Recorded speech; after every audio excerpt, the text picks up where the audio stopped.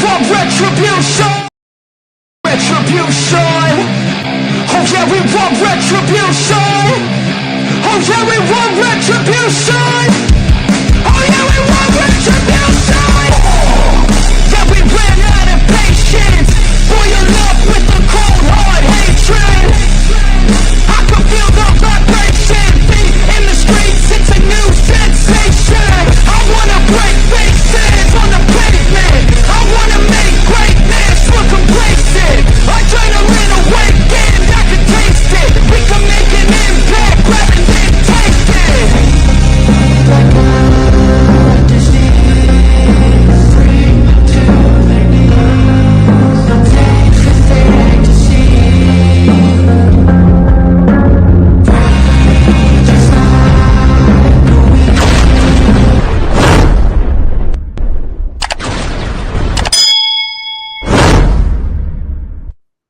Ladies and gentlemen, I am the one and only DJ Storms coming to you live on this moderately cold Thursday evening. It's a hell of a lot better than 11 degrees. It's about 33 degrees. So Mother Nature's being somewhat generous to us, although we do need a little bit higher temperatures to get all this snow melted. I'm sure we'll get to that sooner rather than later. But this is the official countdown to Vindication, part number 3. I see we got my girl Danielle already in the chat. Thank you very much for joining, Danielle. Please make sure that you share the stream out on all platforms of social media. We're live right now on Facebook. We're live on YouTube. We're live on X. And we're live on Rumble. And of course, I am not alone. We got some stuff to talk about.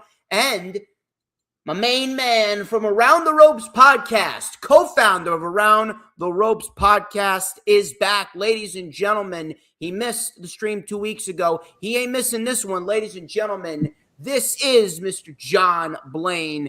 Mr. Blaine, how you doing? I'm doing good. I'm glad to be back, and I agree with you. Can we get rid of the snow already? I'm tired of seeing it. Dude, I'm telling you, I cannot stand this snow. I can't stand it. I'm just done. I'm done. I'm over it. And apparently, we might be getting some more on Saturday, or at least where I'm at. I'm in Jersey. I mean, hopefully, it's only going to be about an inch. Well, I'll put it this way. When we were younger, snow was fun. You got to play in it, snowball fights, the whole 9 yards. Now that we're older, I don't like it. I don't even know what I was thinking as a kid, dude. I don't know what I was thinking as a kid, man. Like who likes snow nowadays, bro? That could be a whole discussion for another day. I'm telling you, man. I'm telling you, we could do a whole stream just on that. Danielle said she was in New York. She got 3 feet. Unbelievable. She got 3 feet. I know by me, I'm out on the island. I got, I think, like 17 or 18 inches the last storm. It was God.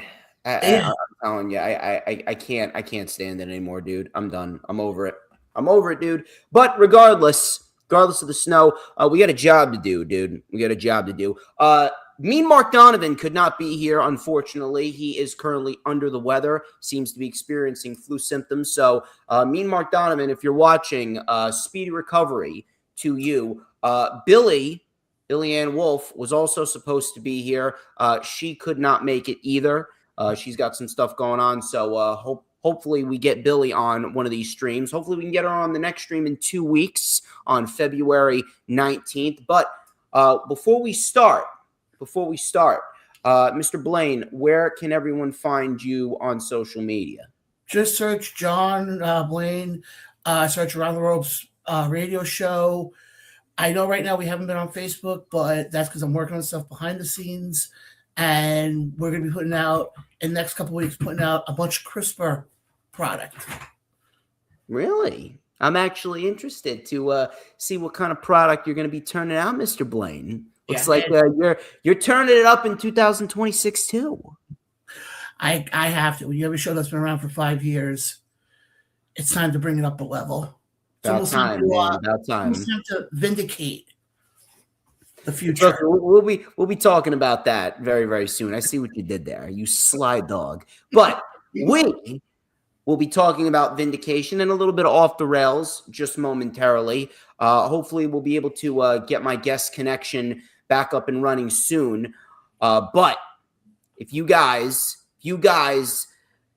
want to follow me on social media, you can follow me on X and Instagram at HistoryMakerDJS. You can follow me on Facebook as well. All those links are in the description. You could donate to the channel and buy your tickets by Venmoing me. Venmo is DJ Storms. And of course, the Cash App is the DJ Storms because I am the one and only. You can email me if you want to collaborate or if you have any serious business inquiries. Of course, my email is stormstakeover@gmail.com. Of course, you can like the official DJ Storms business page. It may just send you an official invite to join the official DJ Storms Posse group on Facebook. That is, all those links are in the description. Be sure to like, comment, subscribe, share the stream out on all platforms of social media because it's DJ Storms and John Blaine. When we collaborate, it's always a good time. You remember that old theme song for SmackDown? I think it's Are You Ready by AC/DC. I actually downloaded that. We never had a good time watching SmackDown back in the day, but you always have a good time with DJ Storms. Anyway, I'm getting a little ahead of myself. I do apologize. But it looks like my guest connection has finally decided to work because what can you do? Technology sucks at the end of the day. But this woman, you've seen her in Ring of Honor managing the Righteous. She's also former Fight Pro Women's Champion. Ladies and gentlemen, she will be making her debut in Rutherford to fight at Vindication. Ladies and gentlemen, please welcome Miss Vita VonStarr. Miss VonStarr, how are you doing this fine evening? I'm doing great. How are you, man? I am sick of the cold. That's what I am. Yeah. I'm cold sick of blows. Cold. Yeah. But I'm hanging in there. Thank you very much for the time. I greatly appreciate it. Everybody here greatly appreciates it. And we have a lot to discuss. The card for Vindication is full, and you, of course, are on that card. But before we get into what we're going to get into, where can everyone find you on social media? You can find me easily, Vita VonStarr on Instagram and VonStarr on X. Go check her out, people. Go check her out. Now then, we have a lot to discuss, including a first-time ever matchup. So let's talk about this for a minute. Amiira Sahar, she is a House of Glory prospect, and she is looking to make an impact in her debut in Rutherford, New Jersey. This match was announced earlier this week, and the winner of this match will go on to Off the Rails on May 30th for the first ever pro wrestling event in the Clifton Boys and Girls Club to fight Tiffany Grady for the Victory Pro Wrestling Women's World Championship. Now, if I could ask, how important is this match to you, considering that this is a first-time ever match for you, and you have a chance to advance to Off the Rails to win a championship that you've never won before? Please share your thoughts on it. Yeah, I mean, winning is always important, especially a first-time matchup, like you said, my first time being at this company. So that's always exciting. I love making company debuts, and I love coming in with a motherfucking bang, man. Maybe there might be a lot of people there that haven't seen me wrestle live before, and I always like to put on a show and make sure the fans are happy, and I do that through a beatdown. So I like to bring the violence, and Amiira doesn't know what's about to hit her.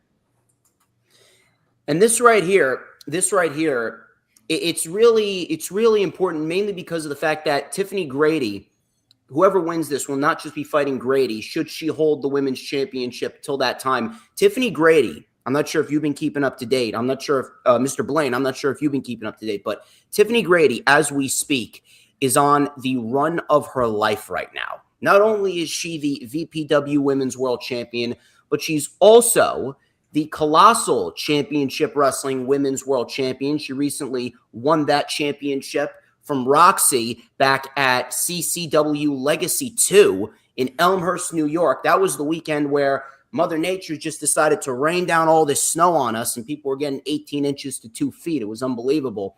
Not only is she the CCW Women's World Champion, but she's also the World Domination Wrestling Alliance Women's World Champion. She's been holding that title for 200 plus days and counting. And the VPW Women's World Championship, if she is to hold it to Off the Rails, she would have held it for 300 plus days at that time. So seeing as Tiffany Grady, she has been on the run of her life, does the strategy change considering you are going up against someone who is probably having the best year of her career so far? The strategy does not change. I mean, at the end of the day, it's just about hurting people and bringing myself a victory. So I love that she's on a tear right now. That's awesome. I'm happy for her, but the higher people are, the higher the fall is. So it's really just more satisfying to me to wrestle someone that's at that caliber right now. Well said. Well said. Mr. Blaine, I want to turn it over to you. Do you have any questions for VonStarr? I absolutely do. Vita, obviously, you're making your debut with DJ Storms. For the people who may have not got a chance to see you when you were, working with the Righteous, and I can see here also you were at a stable called The Awakening with Brittany Blake and Harley Lopez, two prominent names here. Who is Vita VonStarr for people who are watching who may not know? Vita VonStarr is an enigma, man. I've been called violent, unpredictable, chaotic. I consider myself an acrobatic grappler. I love high flying, but I also love choking the life out of people. So, there's multiple ways that I can attack from. And at the end of the day, I look good doing it too. I believe that your moves should be fancy, and people appreciate my circus background when I get in the ring. It's always entertaining to watch. DJ? If I could, we mentioned the Righteous a couple of times. If you could shed some light on that time with the Righteous, tell us what that meant for you. It was a special time. It really was. I was lucky to find Vincent when I did. It was during a dark period of my life.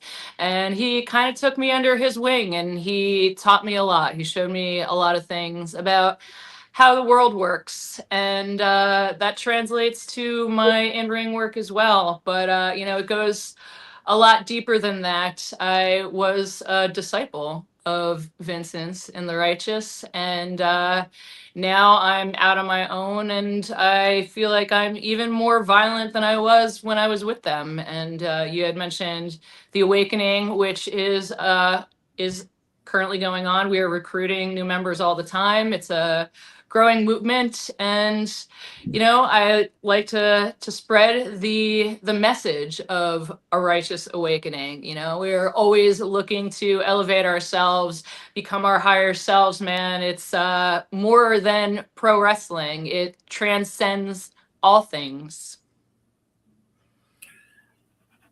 I just want to piggyback off that. Now, obviously, like DJ said before, you've worked with the Righteous. Do you have any stories you can tell us about working with them, as far as what they may have taught you, or just a funny story about both of them?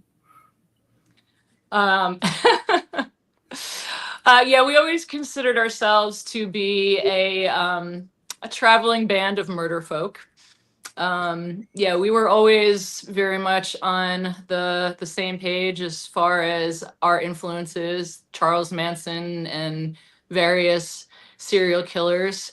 So we would have a lot of conversations around the campfire at night and just talking about our philosophies in life. And it really just comes down to spreading violence, man. I mean, that's what the people want from us. That's what they're here to see. So, I like to take those lessons and spread them around. Should I be worried? I had a feeling I was going to get a pop out of Blaine on that one.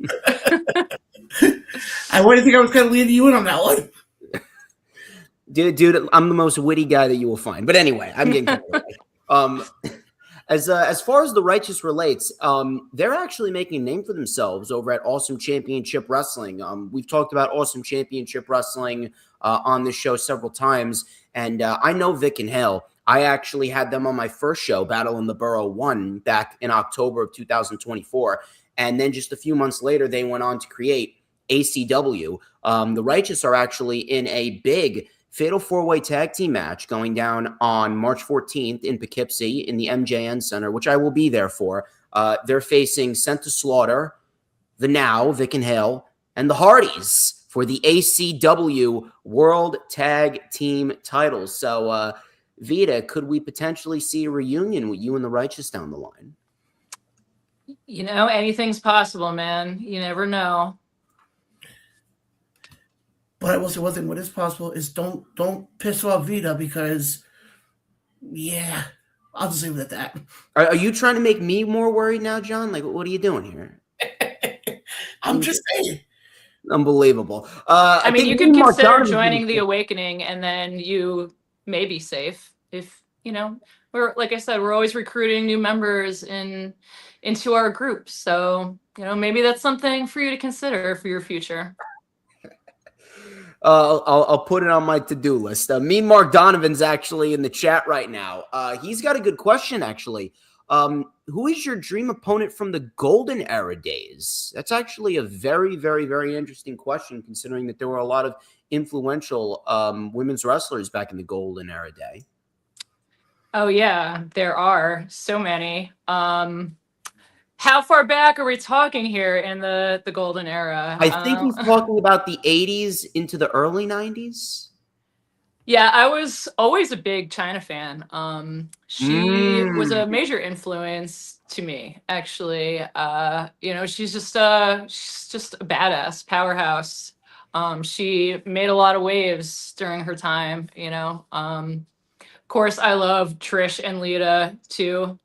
And yeah, I love that era. There's so many, my gosh, so many women. I sometimes I like cite them as like influences, and then people are like, "Oh, who do you like from this decade?" But yeah, China, I always just had so much respect for her. She had an amazing look, and she just, you know, she just kicked so much ass, and it didn't matter male, female, whatever.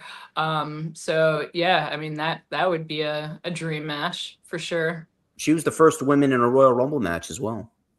Yeah, she made a lot of history, man. Who did she eliminate in that? Like, I can't help but did she eliminate Vince McMahon in one Royal Rumble? Did she? I'm telling you, like, having a brain fart right now. It's unbelievable. But I'm telling you, I definitely do believe that that would have been one hell of a match if we could have made that happen. But see if we got any other questions. I'm sure some more questions will come. Me, Mark Donovan saying, yeah, he couldn't make it. He's under the weather. He sounds like John Laurinaitis. People power. There you go. But we also got a lot of other matches going down. The card, as we said, is complete for Vindication. We're going to talk about some more of those matches. Let's talk about some newer matches as well.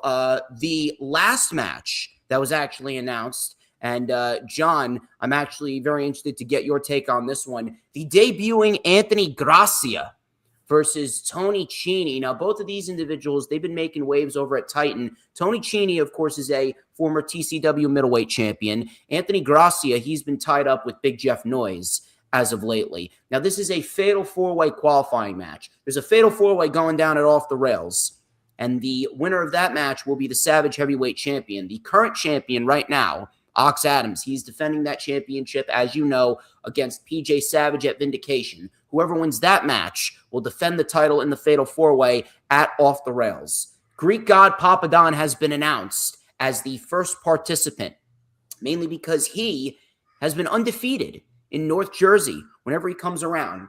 He defeated Crowbar at Battle in the Borough 1. Then a couple weeks later in the Williams Center in Rutherford, New Jersey, he defeated Colton Charles. And then most recently at Battle in the Borough 2 back in November, him and Rick Recon got a tag team victory over the Silk City Kings. Unpinned, unsubmitted. No blemishes on his record. So, Mr. John Blaine, if you could, please give us your expertise analysis on this match. I'm curious to see if Tony Chini is going to be riding in from what we saw at the last show. Obviously, we know he was a part of the winning team. Is he going to be riding in on that? And that, I think, is going to be the biggest question. I mean, you're going up against somebody like Anthony, who he's not a small wrestler. He's got to be, over 6 feet tall, I think. Mm-hmm. So that's going to play a huge role. And I think with this, realistically, I think it's going to come down to, can Tony play off the crowd a little bit and kind of ride the success from the last show?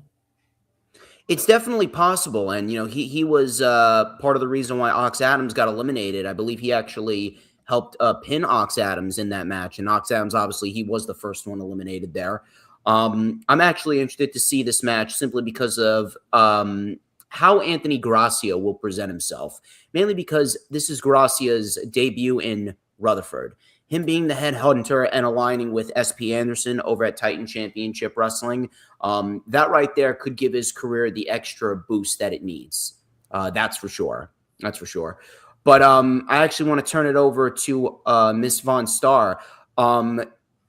Here in Rutherford, I would say, you're not the only one that's making their debut in Rutherford. Both of these two men are making their debut in Rutherford.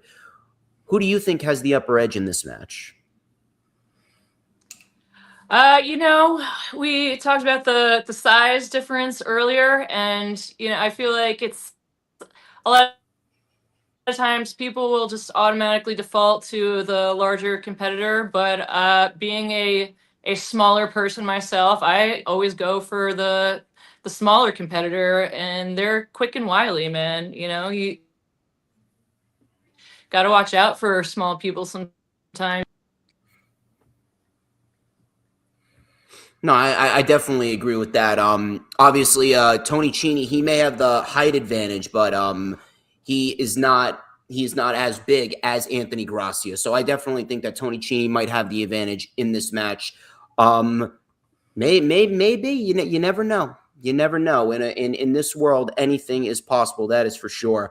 Mr. Blaine, let me toss it back to you. We got our second Fatal 4-Way qualifying match right here, and this one is a match that both men have been looking forward to. Adonis Stone even posted on Facebook that this has been a long time coming. Adonis Stone and Daniel Alexander, they were the other two members of Team Storms along with Tony Chini back at Battle in the Borough 2.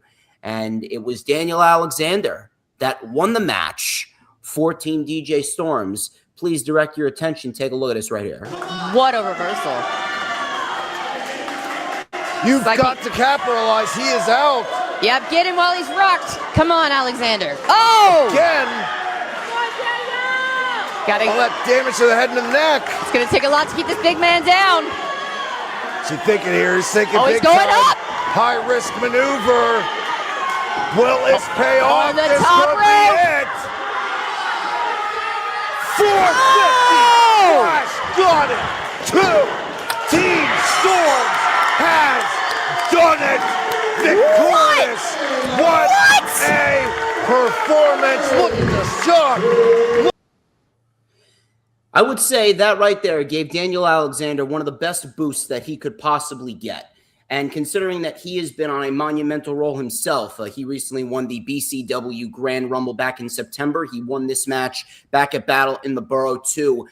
And now he has the opportunity to advance to Off the Rails and become Savage Heavyweight Champion. Mr. Blaine, let me ask you, who has the advantage in this match? Is it Adonis Stone, now, Adonis Stone, he's no slouch himself, because he's been holding the Loud East Lionheart Championship for quite a while now. I believe it's been over a year. So let me ask you, Mr. Blaine, who has the advantage here? I hate to say it, but I think it's going to be Daniel on this one. Really? And why do you hate to say it, though? Well, because I'm saying it for this reason. I said this to you, and I said this to a lot of people after his performance at the last show. That was the Dolph Ziggler moment. If you guys remember back in 2014, Dolph Ziggler had the moment in the Survivor Series match where he ended up, I think it was 3-on-1, I remember, and he ended up winning.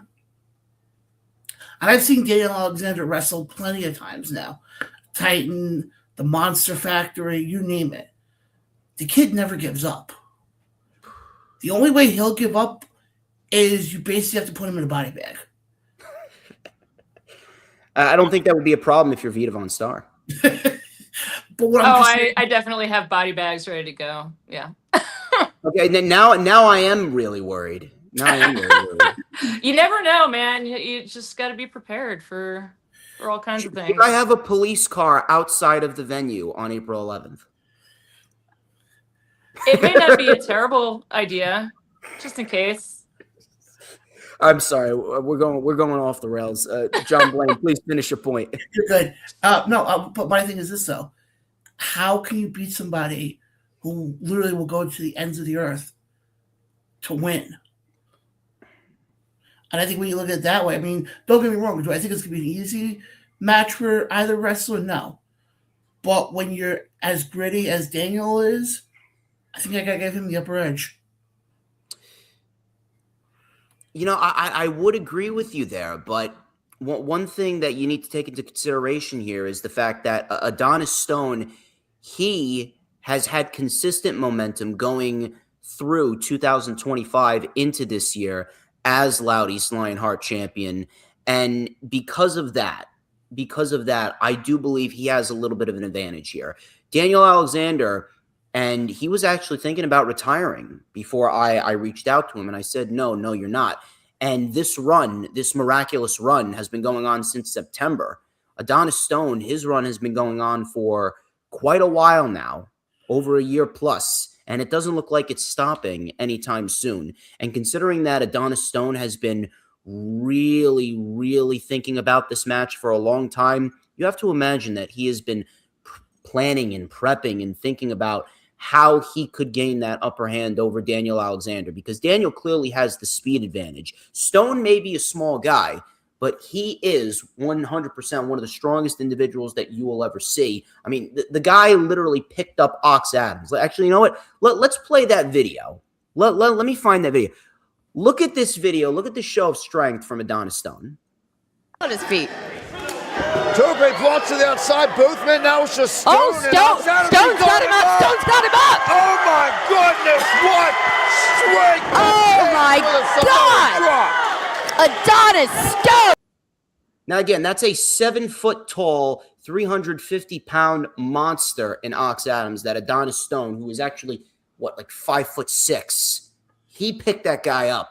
I wasn't even expecting it. You saw me on the side there. That was not me fabricating anything. That was a genuine reaction right there. So, Mr. Blaine, I like you, dude, but I think I'm going to have to go with Adonis Stone. Yeah, Miss VonStarr, seeing as everything has been laid out on the table, who do you think has the advantage in this match? This is hard to say, man. Both of these guys are so impressive. Both of those clips that you just played are so impressive. But again, I got to go with the quick and wily one. I loved Daniel Alexander's 450, and I feel like he's just got so much heart. And sometimes that carries you through those moments where you're just really not sure if you can, really come out strong at the end of the match. But that Spitfire spark really can carry you through sometimes when you don't have some of the other strength advantages.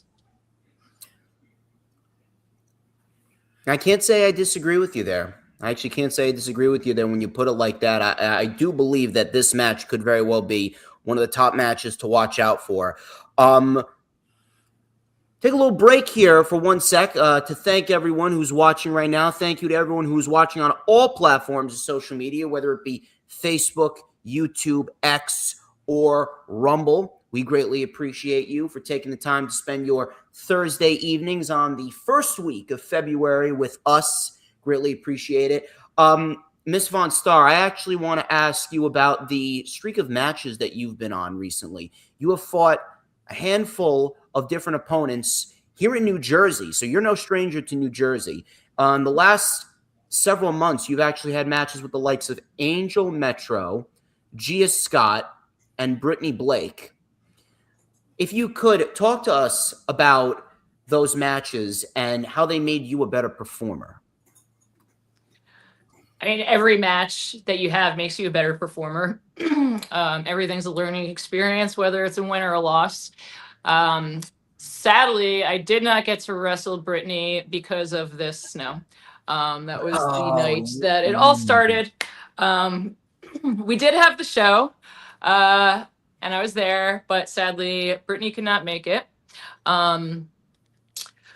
Which would have been an interesting match because I have years ago wrestled Brittany one-on-one, and we also were in a faction together. She is part of the Awakening. So it was a little bit of a strange booking to me, to be honest. Sometimes that happens, and sometimes you just have to teach people lessons. But that's okay. I love Brittany, and I respect her a lot as a wrestler. I have had great times with her. As far as Gia Scott, though, I've wrestled Gia a bunch of times. Most recently was at Fight Pro, like you mentioned, in Jersey, and we had a great match. She's awesome. I really do love Gia. She's one of my favorite opponents, and I appreciate that she can take a hit and she can also dish it out. So neither of us held anything back in that situation. Also because I wanted that championship, which I fell just very slightly short of. But I don't think that's going to be my last opportunity for that. However, we beat the shit out of each other. And I always appreciate those kinds of matches, to be honest. I don't mind getting hit. And we at the end of the day, we put on a good show. And like I said, just fell just slightly short of winning that belt. So that kind of pisses me off because I was so close. So close. But I'm sure that that's not the last of me and Gia. Well, I'll tell you this. You do have the opportunity to go and fight for another belt, potentially, this spring. You'll be able to end the spring and kick off the summer right if you're able to get past Miss Amiira Sahar. Mr. That's John right, Blaine. man. Mr. John Blaine, do you have any other questions? No, actually, I don't. I just wanted to actually say one thing about the qualifying matches, but I can wait on that for a little bit. Which one? No, just all of them in general. Okay. Well, we were actually going to talk about PJ Savage and Ox Adams next because that's the big one, dude. That's the big one. Let me put it up here on the screen. This right here is a match that's 11 months in the making, ladies and gentlemen. PJ Savage and Ox Adams, two men who have known each other for a long time, two proud fathers as well. And as crazy as it sounds, these two used to be friends. It was all the way back in May of last year that PJ Savage was supposed to compete in a tournament to crown the first ever Savage Heavyweight Champion at Off the Rails. Unfortunately, he had to pull out due to personal issues. He took a 6-month hiatus. Obviously, everyone knows he made his surprise return at Battle in the Borough 2. Very few people knew about it. Matter of fact, I didn't even know he was going to show up. He reached out to me, and he said, hey, can I show up? I said, sure. I didn't even think he was going to show up. I'm not even lying to you. But when he did, he stood toe-to-toe with Ox Adams, stared him down forehead to forehead. Now we are getting this match at Vindication on April 11th. So, Mr. Blaine, if you could, shed some light on this match. This isn't gonna be a match. This is gonna be a fight. You got PJ Savage here, who, as you before, took a 6-month hiatus, came back for a title he feels like he should have because of the name. And like I said, what I think people need to watch out for this. You got two guys who were friends, but we always know the best matches, the best rivalries are we were former friends, now we're bitter rivals. Let's look at Gargano and Ciampa. I was just meant to say that one. I think this one, as far as who I would give the advantage to, I hate to say it. I think it's got to be Ox. And why would you say that? I'm actually curious. For the fact that Ox, he's a big guy. It's tough to take him down. I mean, we did see Adonis Stone do it at the last show. But look who he has in his corner. Well, that's actually interesting that you pointed that out, because I actually heard that things haven't been too good between them. And the reason being is because Ox Adams kind of feels a little insulted, because he believed that Savage had everything figured out. He trusted Savage in picking his tag team partners at Battle in the Borough 2, and it was a miscommunication with Tiberius Asante that caused Ox Adams to be eliminated, and he was triple teamed at Battle in the Borough 2. So I don't know, there might be trouble in paradise. I don't know. But to me also, there might be trouble, but how many times have we seen it where there's trouble and then they get past it? And they get back on the same page? Well, only time will tell. Only time will tell, brother. I could see the scenario where if Ox does lose the title, then I could see him make a beeline for Greek Savage easily. Yeah, Savage just better be hoping and praying that his man gets the job done, because if he doesn't, he's got some explaining to do. Or he might need that police car. Yeah, I know. See, maybe I might need the police car after all. Miss VonStarr, if you could give us your expertise analysis on this match. I'm really excited about this match. I always think it's more interesting when there's a deep history between opponents. There's a lot more to prove and a lot more on the line. And it's a tough call, but if I had to pick one, I would say PJ Savage, just because coming back from his hiatus, I feel like he's got a little more to prove. And a lot of times when you are the champion, you have this kind of cockiness about you. You can sometimes get a little bit comfortable holding that title. And, that's something you want to watch out for, because people can really find those weaknesses and take advantage. It's very hard to argue with you there. And of course, ladies and gentlemen, those who will advance in the qualifying matches, and of course, those are the winner of that championship match will advance to Off the Rails to fight for the Savage Heavyweight title in this Fatal 4-Way. As we mentioned, Papa Don is the only man announced for this match so far. Now, let me ask you this. When it's all said and done and everyone is qualified, and it seems as though, in my eyes, it could very well be Adonis Stone, Tony Cheney, and you know what? I'm actually going to agree with Miss VonStarr here. I'm going PJ Savage as well. Who do you guys believe is going to walk out of Off the Rails, the Savage Heavyweight Champion, when it's all said and done? We'll start with Miss VonStarr. Oh, wait, at the end of the heavyweight championship? Yeah, at Off the Rails, because remember, we got these 3 qualifying matches. Whoever wins them is going to Off the Rails to defend the title in that Fatal 4-Way. That's anyone's game, man. That's a tough one. Oh, God. When you get to that position, you're just gunning for blood at that point, That's a hard bet. Yeah. I got the dark horse pick. I'm going Tony Cheney right here. Mr. Blaine, let me hear you, man. I hate to say it. I think we're going to walk out of Off the Rails with a new Savage Heavyweight Champion. Really? And his name's not Tony Cheney. I think it's Papa Don. Can you imagine that? But now here's a question, though.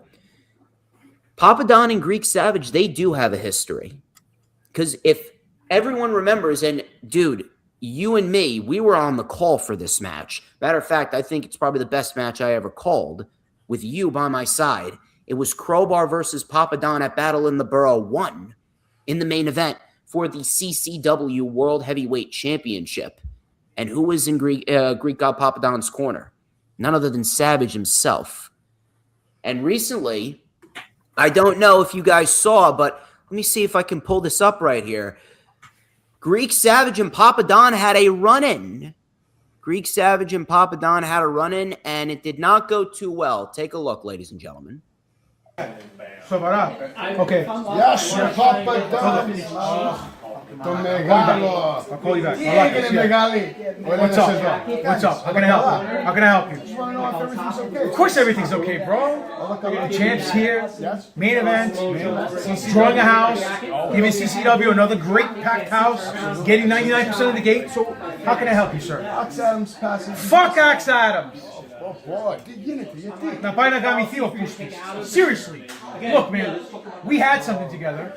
A Greek union. And then you went on and backed a 7-footer. You know what? You're not very bright, George. I thought you were smarter. You may dress the role, but let's face facts. The fact is, this isn't a game about rebounding. I don't need to be 7 foot to be the best. You backed the wrong horse. And you know what? I'll have my chance at your Savage Championship. And when I do, it will be mine. And I don't care if you like it or not. We done? Because I think we're done. Go ahead. See you later.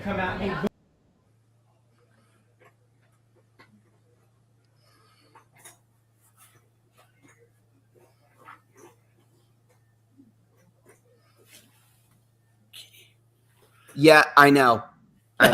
Yeah, I never boxed. I never boxed, man. That's what this cold does to me. Now I'm boxing my own stream. Anyway, Mr. Blaine, if I can make myself laugh, Mr. Blaine, you said that Axe Adams was going to advance to Off the Rails over PJ Savage. Now, considering that there is some bad blood between Papa Don and the Greek Savage, do you think that will play into an effect? Do you believe that that could very well be the nail in the coffin for Papa Don and a successful title retention for Axe Adams? I'll go a step further. You're talking about somebody like Papa Don who's been doing this for close to 20 years, 25 years almost? 30 years, dude. 30 years? He said he's got another 30 left in him. His words, not mine. Probably one of the best wrestlers not signed to TV. And who's to say this isn't all just a ruse? Who's to say that this isn't their way of trying to make us think that there's an issue? Well, you do have to remember, it was Greek Savage that made the decision to back Axe Adams. He didn't back Greek. He could have chosen Greek God Papa Don for the tournament. I gave him the choice, and he chose Axe Adams. I know, but I'm just saying, we've seen, you look at managers, in WWE, some of the greats. How many times have we seen this before, where they show that there's a issue, and then also we find out it was a ruse? If you end up being right about this, I don't know, man. I don't know. Miss VonStarr, if you could, do you happen to agree with Mr. Blaine, or do you think that something else could be brewing? It seems a little fishy, to be honest. And, like Papa Don is great, having that much experience is amazing. Yeah, he's a great wrestler, but he's also very cocky.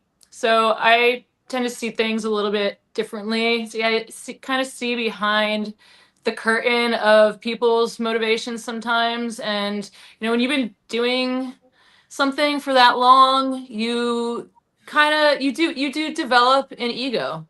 And your ego can be a really big downfall, man.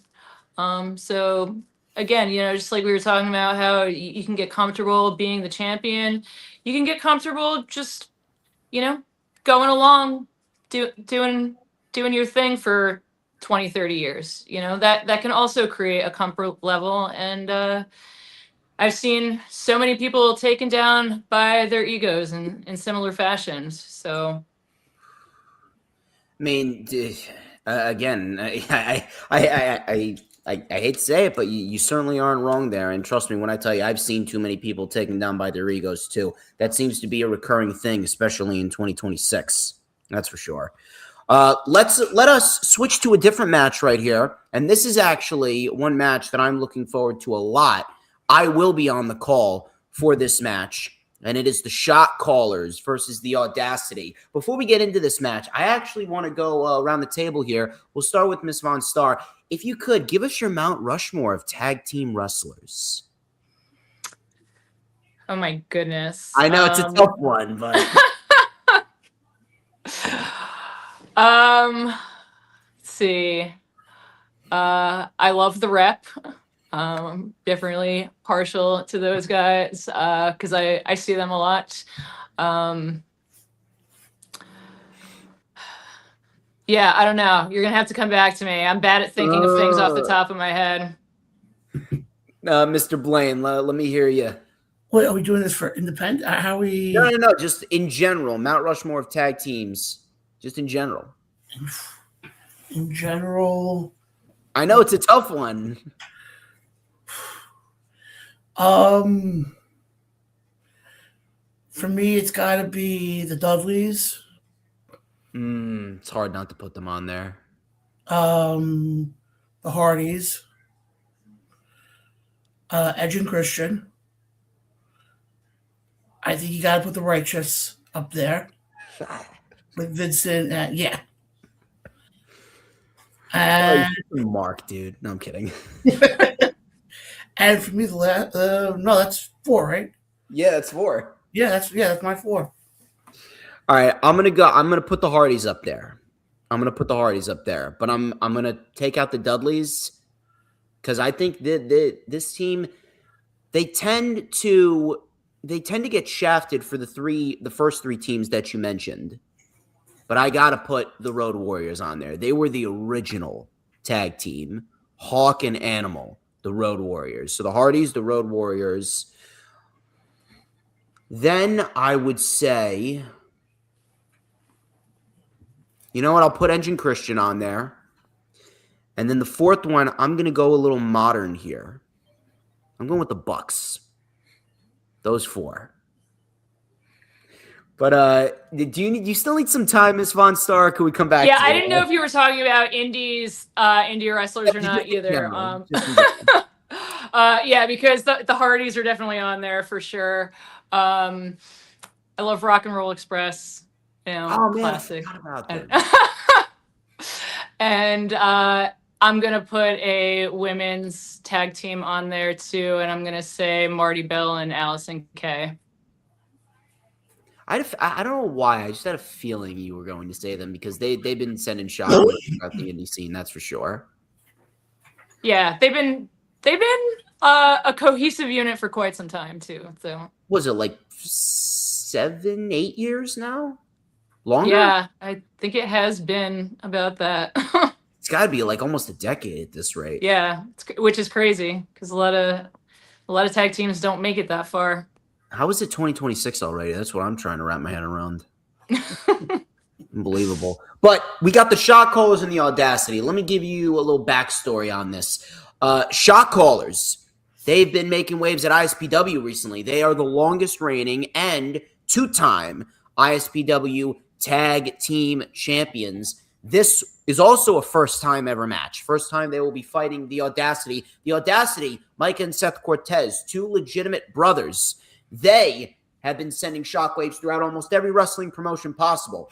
They're former 2-time and the inaugural Outlaw Pro Wrestling Tag Team Champions, former Remarkable Wrestling World Tag Team Champions, the current reigning and defending Colossal Championship Wrestling World Tag Team Champions, and they have held the Titan Championship Wrestling World Tag Team titles for over a year now. Matter of fact, it has been nearly 400 days, if you can believe that.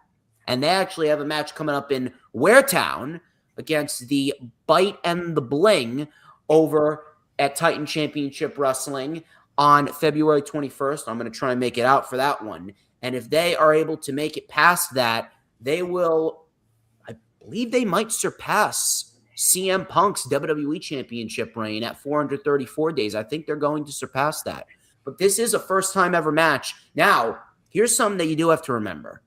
Remember how I mentioned that Papa Don, he has had a really good record in North Jersey? Audacity, not so much. Not so much. Matter of fact, I think that they might be questioning their legitimacy because when they were at Battle in the Borough 1 in Elmwood Park, they lost to the Now. When they were at Battle in the Borough 2 back in November, they lost to Misery Inc. and they failed to win the Real Shoot Wrestling World Tag Team titles. Then over in Brooklyn, just I believe it was last Friday. This is even Brooklyn. This is New York. This is their territory here. They lost to Ortiz and Eddie Kingston. They failed to become record-setting 3-time Outlaw Pro Wrestling Tag Team Champions. And then here's something, Vita, you might be interested in this one. They had a match back at ACW at Mischief Night back on October 18th in Poughkeepsie in the MJN Center. They made their debut, and they lost to the Righteous. So, Naturally. I don't know, man. I think the Audacity might be questioning their legitimacy because they've been calling themselves the illest tag team in the game. They ain't been so ill. So this is a very interesting match. Dude, does the Audacity still have it? They're the veteran tag team. Shot callers. They're in their mid-20s. They have all the energy in the world, and they've had a lot of early success. Could we be seeing the passing of the torch on this night? That's the question in the air. Miss VonStarr, what say you? Yeah, that it makes it seem like the shot callers are probably the favorite to win this, just based on being hungry and having more to prove. However, the Audacity looks cooler, and the shot callers just kind of look like generic dudes to me, so I'm still going to go with the Audacity. Wow. Now that is something interesting there. So we're going to have to place some money on this match. Yeah, I'm talking about purely aesthetics here, but sometimes my instincts are right. Mr. Blaine, let me hear it.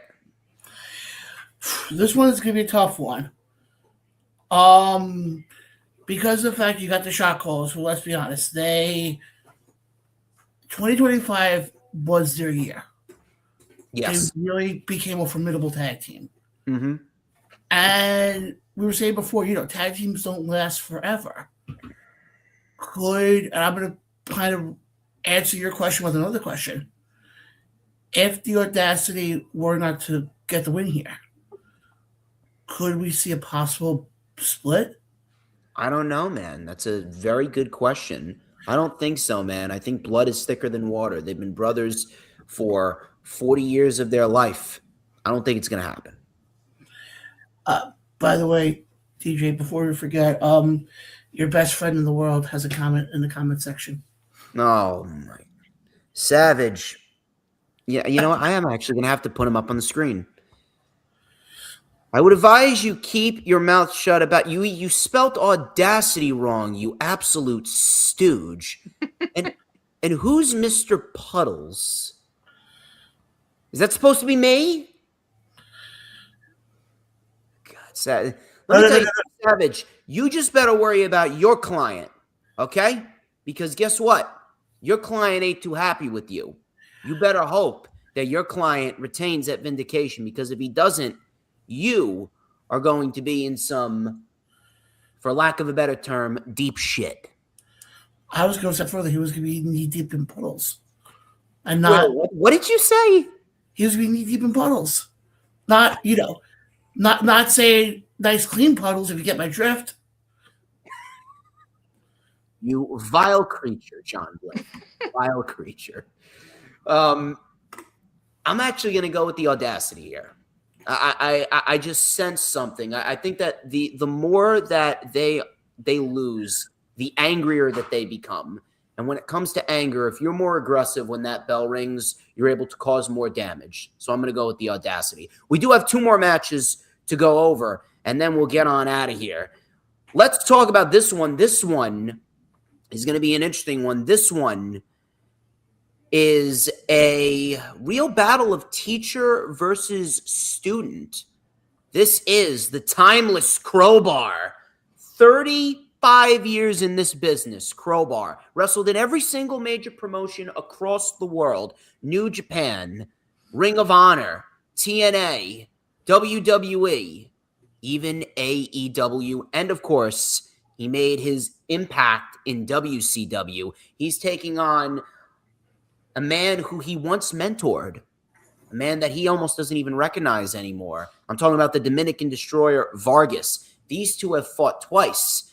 The first time was at the last Rescue Mania event ever, and that was back on October 6, 2019. It ended in a no contest. And then when Crowbar was ISPW World Heavyweight Champion, they fought down in Barnegat, New Jersey. I was there live for it. Crowbar won via countout. Crowbar has never pinned Vargas's shoulders to the mat. Mr. Blaine, will he be able to do it on April 11th? Yes, because I think with Crowbar right now, not that we're seeing a rejuvenance, but we're seeing another side right now. I think with Crowbar, and when you've been in this industry as long as he has, let's be honest, he might have some tricks up his sleeve. So let me ask you this. What do you think he'll have to do in order to beat Vargas? Because Vargas, he recently just won the ISPW Heavyweight Championship for the first time in his career. Well, we talked about it earlier, with the size comparison. I mean, these guys are pretty much same size, I think. Vargas might be a few inches taller than him, give or take. Simple. And I don't want to say it on this, but there's no other way I can say it. You eliminate, if you take him out at the knees, how's he going to move around? It's a good point. Very good point.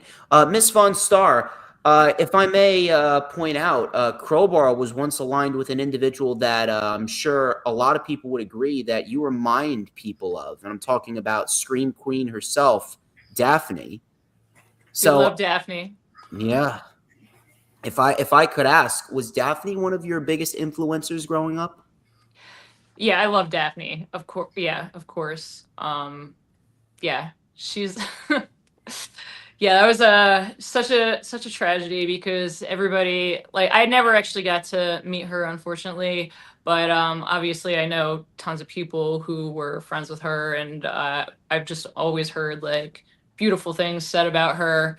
And I've loved her in-ring work. She's definitely a personality, which to me is just as important as the wrestling, is to like have a gimmick that people like recognize and gravitate towards.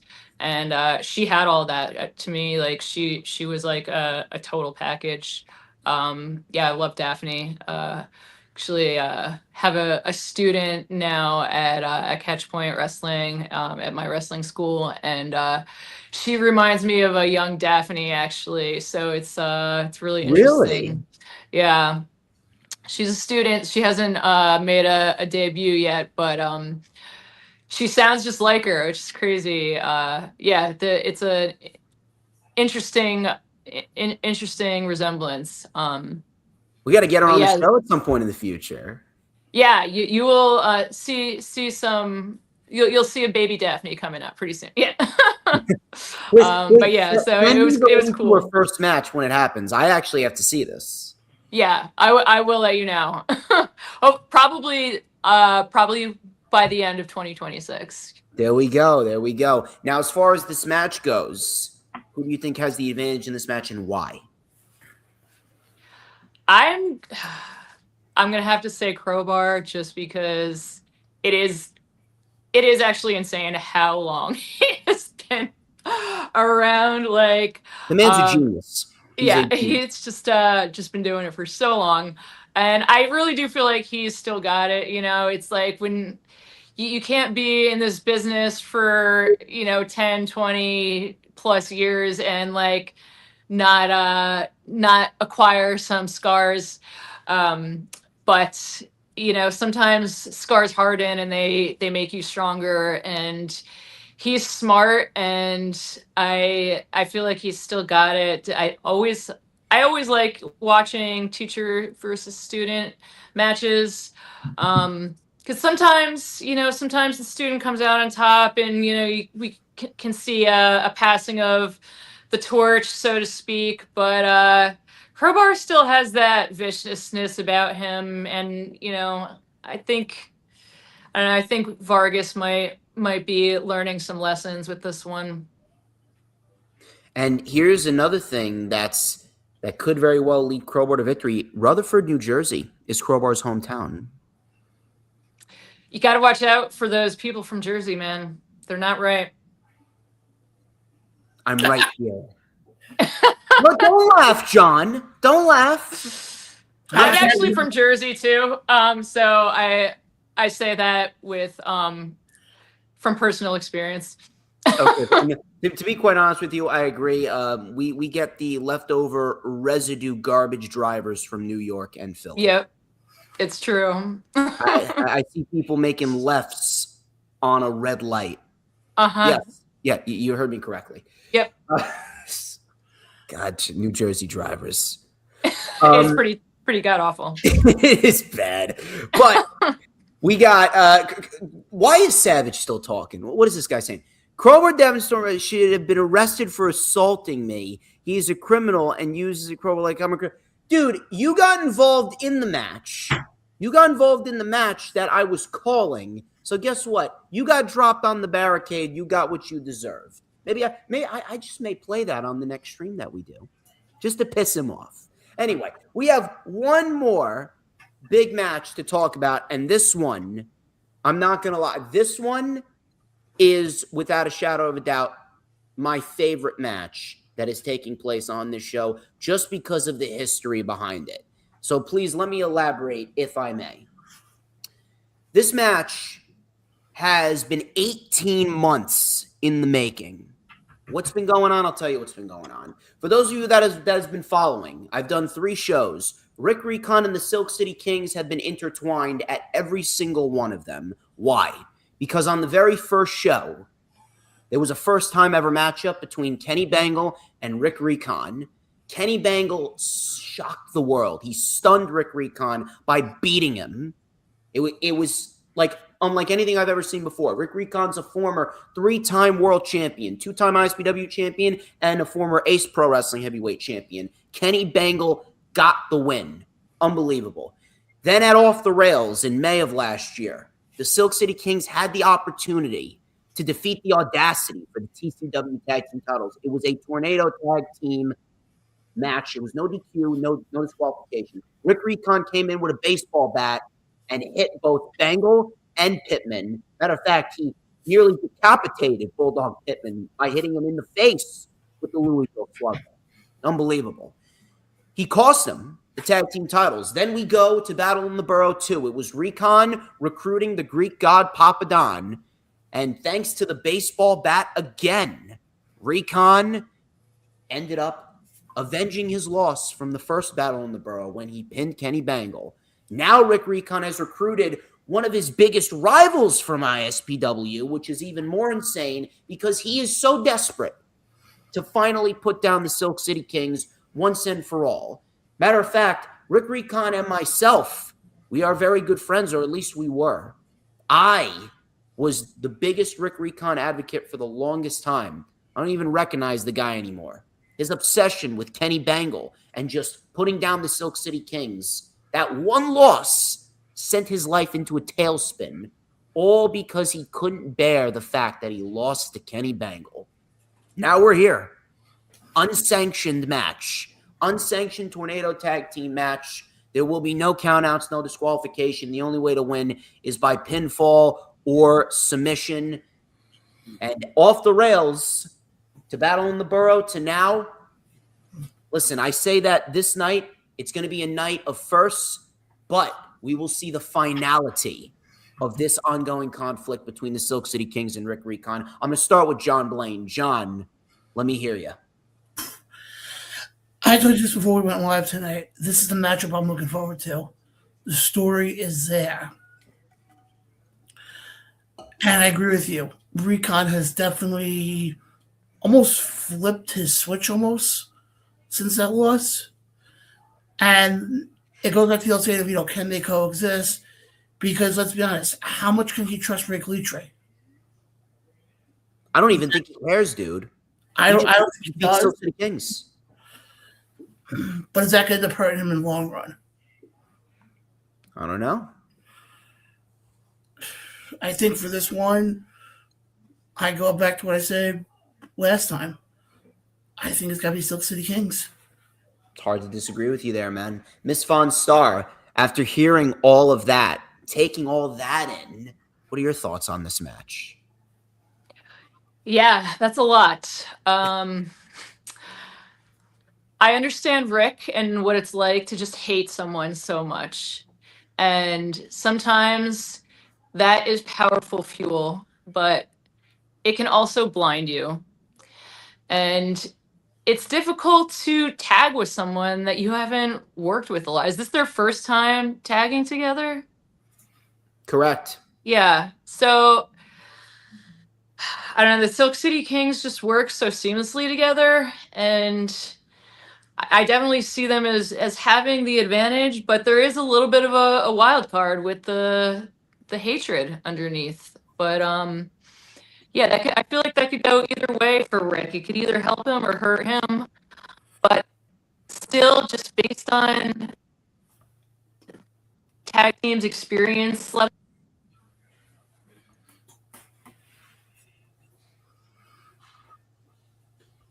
Technology's screwing us over yet again. Right at the end, too. Unbelievable.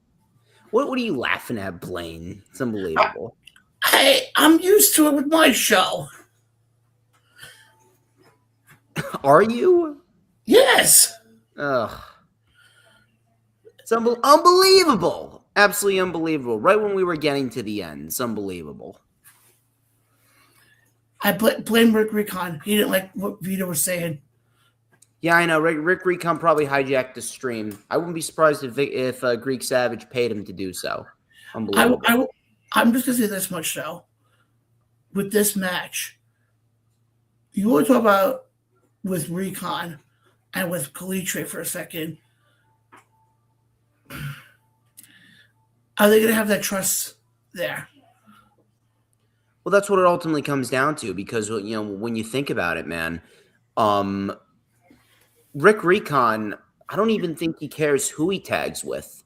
I think like if he had the option, he would probably take some random bum off the street and pick him to be his tag team partner at the end of the day. Yeah, He but wants to get his hands on the Silk City Kings because, again, the guy's obsessed. The guy's absolutely obsessed. I got it. He could just team with Total Tom. Dude, he hates Toto Tom. I know. Like I'm telling you, like I think Toto Tommy was even a catalyst in him just completely losing it. I just think the problem's going to be with this type of match. I mean, in the end, you're still going to have the winner, you're still going to have a loser. But is Rick going into this thinking that, okay, we have to get the win? Or is he looking at this as how much pain can I inflict on Silk City Kings? At this rate, he just wants to inflict pain on the Silk City Kings. That one loss to Kenny Bangle, it broke him. And I think It absolutely broke him. But I think that's the thing with Kalitre. It's like, okay, he'll tag with him, great. But what is his, it's like he doesn't really have an issue that we know of. Well, when it comes down to Ray Kalitre is dealing with his own problems right now. Ray Kalitre, apparently he feels as though he was screwed out of the ISPW Heavyweight Championship. And now that he is tied up with Vargas, you have to wonder if maybe he's just focused solely on that. He's not even giving any attention to this match coming up in Rutherford, New Jersey. I think and Ray Kalitre, he actually has a decent history in Rutherford because he successfully defended the ISPW heavyweight title in the Williams Center back on April 24th, I believe it was, April 24th, 2024. And he successfully defended it against TJ Epics. So maybe he's not looking at this match as something super important. You never know. And I think that's gonna be the issue, though. Is that gonna end up hurting Recon in the long run? Because another loss here, how much more is that gonna destroy him mentally? You never know. You never know. it is quite interesting to see how this match will play out. And I do say that because, man, it has been going on for 18 months. Now we see the conclusion. But ladies and gentlemen, I think that's where we end it. And it's actually pretty good that the technological difficulties happened towards the end. That is for sure. But ladies and gentlemen, it has been a very fun time with you, Mr. Blaine, and of course with Miss VonStarr. I greatly appreciate you taking the time. And I'll be talking to Vita. I'll text her thank you after we get off of this stream right now. But ladies and gentlemen, if you haven't already done so, please make sure you hit the like button, subscribe, you get your tickets for Vindication and Off the Rails. It is ultra important that you do so, because if not, you're going to miss out on two of the best wrestling shows of 2026. Very vital that you do so. Mr. Blaine, where can we find you on social media? Just search John Blaine, search Around the Ropes podcast. We're live every Tuesday night, 8 p.m. Eastern, 5 p.m. Pacific, and covering all things wrestling, including indie talk as well. And I said this before, I kind of left the teaser out there. I'll leave it again in case people are just joining now. You're going to be seeing some changes. I'm looking forward to it, man. I'm really looking forward to it. I'll put it this way, some good changes. Hey, it has to happen when you have 5 years you're about to have 5 years with a show. Well, congratulations on your 5-year anniversary, Mr. Blaine. Thank you. You're very welcome. You already know what to do, people. Check me out on all platforms of social media. And thank you all for watching this stream. Ladies and gentlemen, I'm DJ Storms. He is John Blaine from Around the Ropes podcast. This has been the Countdown to Vindication, part number 3. And be sure to get your tickets for 80s Wrestling Con, because I will be live in Parsippany this Saturday from 10 to 3. Till next time, you have a wonderful night. Retribution! Oh yeah, we want retribution! Oh yeah, we want retribution!